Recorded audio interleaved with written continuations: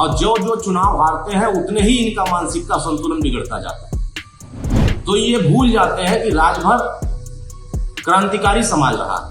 माननीय ओम प्रकाश राजभर जी विरासत में सियासत नहीं किए।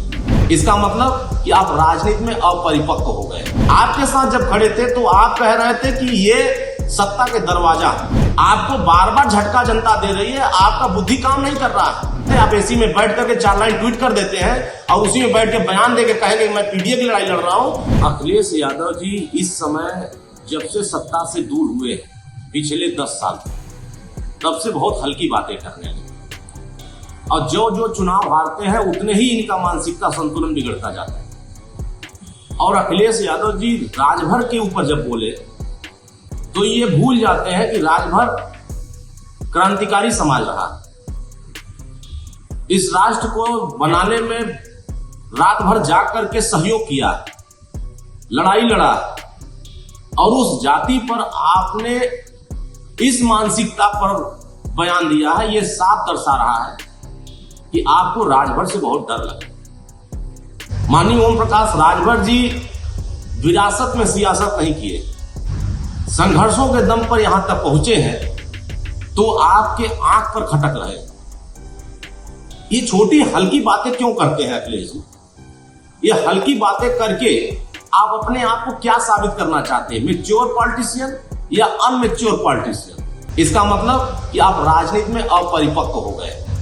और जब जब आपने अपरिपक्वता दिखाया, प्रदेश के लोगों ने सिर्फ आपके ऊपर हंसने का काम किया। माननीय ओम प्रकाश राजभर जी 40-60 संघर्ष करके उत्तर प्रदेश की सियासत में खड़े हुए और संघर्षों का परिणाम ये रहा है कि हम महाराजा सुहेलदेव राजभर के वंश हैं। और महाराजा सुहेलदेव राजभर का इतिहास जिस दिन आपके दफ्तर में बताना शुरू हो जाएगा, आपके दफ्तर में चर्चा शुरू होने लगेगी, उस दिन आपको पता चल जाएगा कि आप रात भर के बारे में क्या सोच रहे हैं और दिन भर के बारे में क्या सोच रहे हैं। इसका मतलब आप दिन भर और रात भर सिर्फ राजभर के बारे में सोच रहे हैं। क्यों? क्योंकि राजभर उत्तर प्रदेश में जग चुका। आपके लोगों ने जो पिछले कार्यकालों में जो गुंडागर्दी दिखाई है, जो अराजकता दिखाई है, वो सड़क पर उतर करके जिस तरह से अराजकता देख रहे हैं वर्तमान में, आपका फैक्टर सिर्फ एमवाई के ऊपर निर्भर हो गया। एमवाई के अलावा दूसरी जाति आपके निगाह में छोटी है, कमजोर है, वो अपमानित जैसी बातें आप कर रहे हैं। तो आपके हर एक जवान का अब कोई वैल्यू नहीं दिख रही। आप पीडीए की बात करते हैं और पीडीए का फुल फॉर्म आप सही तरीके से जनता के बीच में नहीं बता पाते। और माननीय ओम प्रकाश राजभर जी एनडीए के साथ जब से खड़े हुए हैं, आपके साथ जब खड़े थे तो आप कह रहे थे कि ये सत्ता के दरवाजा और सत्ता इन्हीं के माध्यम से गुजर करके जाता है। इसका मतलब हम दरवाजे पर खड़े हैं और घुस नहीं पा रहे और सत्ता में घुसने के लिए आप बेचैन हो गए, परेशान हो गए और आपको सत्ता मिल नहीं रही। तो मुझे लगता है कि श्री अखिलेश यादव जी आपको सद्बुद्धि आएगी जब आप 2027 में पुनः हारेंगे, पुनः पराजित होंगे और उत्तर प्रदेश की सम्मानित जनता माननीय ओम प्रकाश राजभर जी के क्रांतिकारी जो वास्तविक सामाजिक न्याय की लड़ाई लड़ रहे हैं उस पर पुनः मोहर लगाएगी। आपको बार बार झटका जनता दे रही है, आपका बुद्धि काम नहीं कर रहा है। ठीक कहते हैं कि आपकी बुद्धि 12 बजे के बाद खुलती है और वो 12 बजे के बाद खुलती है तो आप उल्टा सुल्टा बोलना शुरू कर देते हैं। तो अब वो समय खत्म हो गया है कि आप किसी समाज को जलील करेंगे, अपमानित करेंगे और समाज आपको देखेगा और आपको समझाएगा।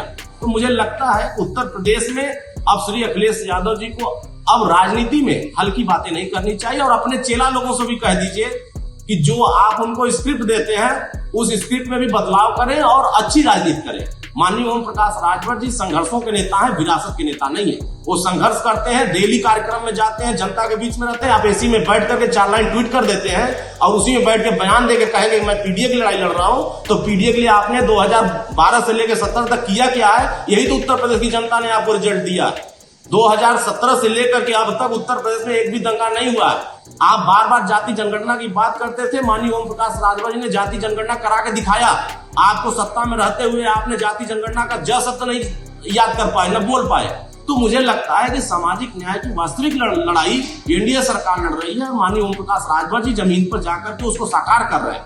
आज प्रदेश और देश की सारी योजनाएं जमीन पर जा रही है। आपकी सरकार में सिर्फ एमवाई के पास जाती थी। तो यही जनता के फैक्टर है कि जनता अब आपको उस मानसिकता से देखने लगे कि आप हल्के हो गए हैं और हल्की बातें कर रहे हैं। तो हल्की बातें ना करिए, आप राजनीति में मैच्योरिटी लाइए और मैच्योरिटी की तरह बात करिए।